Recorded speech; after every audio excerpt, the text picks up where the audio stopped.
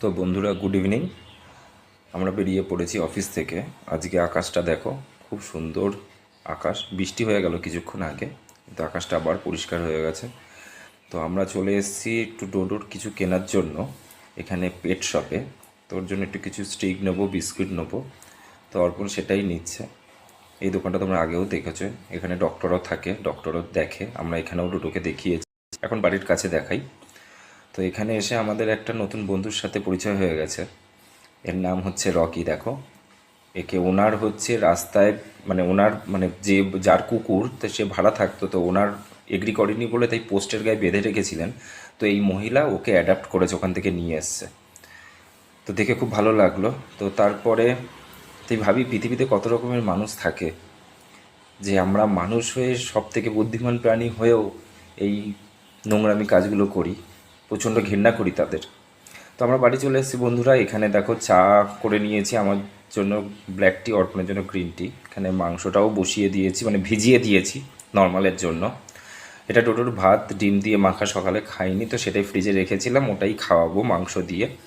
কারণ প্রচুর ভাত ডিম নষ্ট করছে, মাংস নষ্ট করছে ও দুদিন ধরে, ওই জন্য ওটাই খাওয়াবো। এখানে আম কেটে নিয়েছি, আর এখানে বাসি মাছের ঝোল ছিল, মানে দুদিন আগের কাতলা মাছের ঝোল করেছিলাম, সেটা রয়েছে। আর এখানে ডিম আলু নিয়ে নিয়েছি, এটা সেদ্ধ দেবো।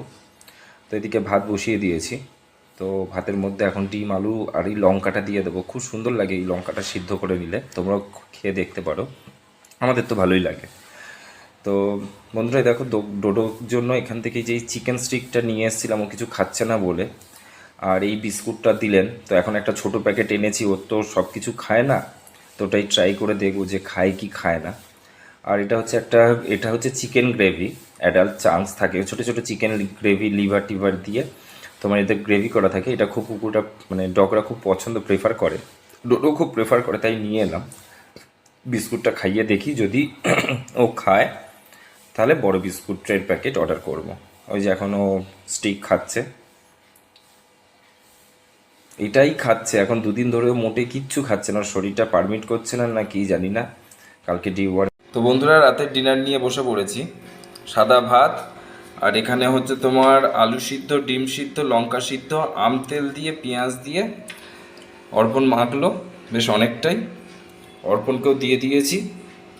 আর এদিকে হচ্ছে ফ্রিজে মাছের ঝোল ছিল, আলু দিয়ে বেগুন দিয়ে কাতলা মাছের ঝোল। আজকে কাতলা মাছের পেটি আছে এখানে, তো যা ঝোল আছে হয়ে যাবে। আজকে আর আমাদের রাত্রিরে রান্না করতে হয়নি। তো একটু টেস্ট করি, দেখি কেমন হয়েছে খেতে। তোমাদেরকেও দিচ্ছি। অর্পণ মেখেছে তো, নুন টুন ঠিক করলো কিনা।